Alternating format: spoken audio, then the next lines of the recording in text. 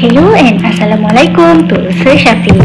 My name is Adawiyah Awali and today I will evaluate whether PLS Marketing Sendirian Berhad should expand into Singapore with its premium fragrant rice.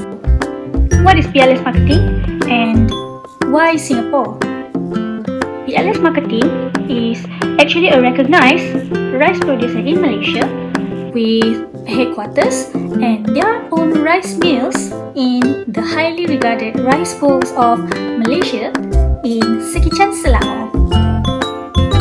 Their most famous product is actually the PLS Sekican fragrant rice, which has launched in the Malaysian market, including in agrotourism sector as its unique care recipes, along with the use of only 1% pesticides and the rice with soft texture and naturally fragrant.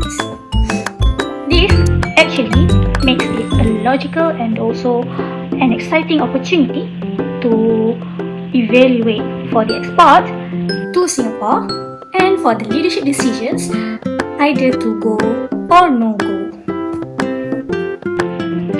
Okay, so now let me start with the market opportunity.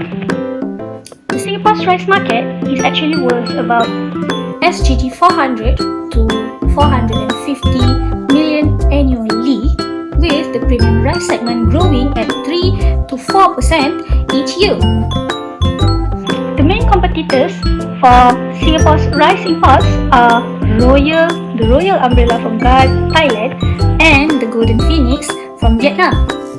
However, there is a key advantage where under the ASEAN Trade Agreement, Malaysian can actually trade their rice to enter Singapore with zero tariff. I have also conducted a SWOT analysis, SWOT, where the main strength of PLC marketing is the second chance, origin, authentic story. However, the main threat can also be the strong Singapore's consumer loyalty to the existing Thai brands. So overall, I would rate this as a strong opportunity. 5 out of 5. Okay, so now let's talk about sourcing and entry strategy.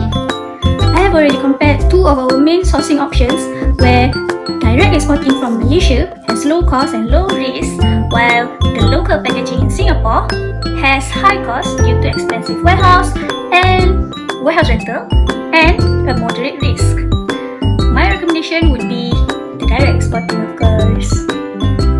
For entry strategy, I have also compared an exclusive distributor agreement versus a joint venture where the distributor would offer a low cost and low risk. However, it comes with less control. But a joint venture would offer more control but requires the higher investment. So my recommendation would be to use a phase approach where in the phase 1, an exclusive distributor is approached for the first 12 months in order to test demand, and in the phase 2, we can direct e-commerce on platforms like Redmart or Shopee. Then in phase 3, we can consider a joint venture if the annual sales have exceeded 500,000 Singapore dollars.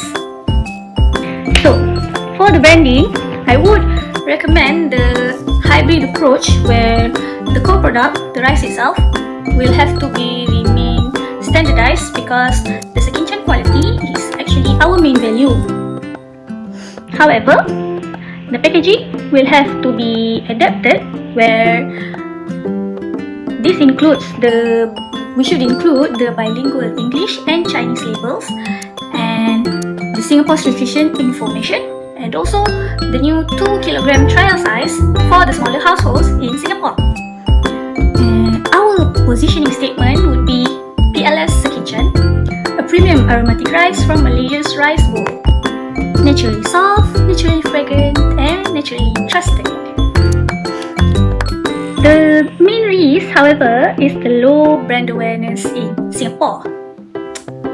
We will have to mitigate this through the in-store sampling and partnerships with Malaysian restaurants in Singapore. finally, my overall recommendation would be a clear go-go. Why? Because Singapore actually offers a strong market opportunity with zero tariffs. They also have a high consumer purchasing power, and they are growing their demand for premium price. Direct exporting can also keeps the cost and risk low, and the Skin Chart origin story actually gives us a clear brand differentiation from the Thai and Vietnamese competitors. The key risks to monitor will include the competitors' response and brand awareness growth. But with a phased entry strategy, this risk can actually be manageable. Therefore, I recommend that PLS Marketing to proceed with expansion to Singapore. Thank you for listening.